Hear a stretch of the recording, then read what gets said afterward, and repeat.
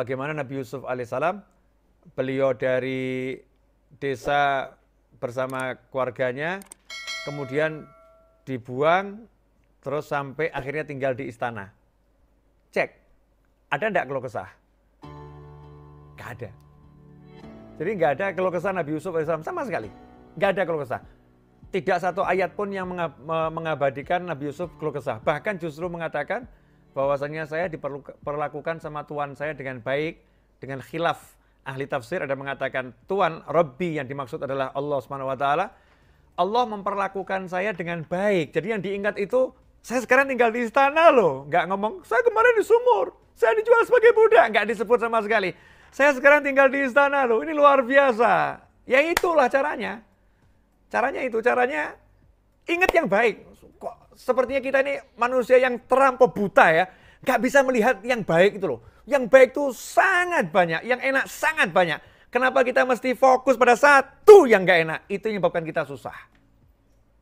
Yang nggak enak cuma satu, kenapa dilihat terus? Nggak usah dilihat. Lihat yang lain. Aku sehat, aku punya keluarga, aku punya ini. Lihat itu. Dipecat, just satu masalah. Dibenci orang, satu masalah. Masih banyak yang senang sama kita. Masih banyak yang dinikmat banyak. Kenapa kok nggak bisa lihat itu? Kenapa? Karena kita betul-betul menjadi manusia yang kurang bersyukur.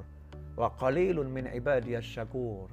Sedikit sekali dari hamba-hambaku yang bersyukur. Nabi Yusuf alaihissalam nggak begitu.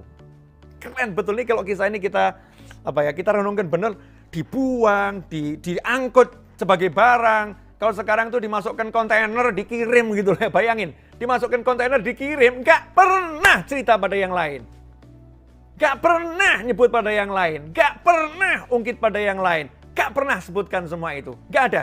Dalam sejarah Nabi Yusuf alaihissalam nyebut itu tidak sama sekali. Allah yang menceritakan. Allah yang menceritakan penderitaan Nabi Yusuf itu Allah SWT. Tapi Nabi Yusufnya nggak pernah cerita.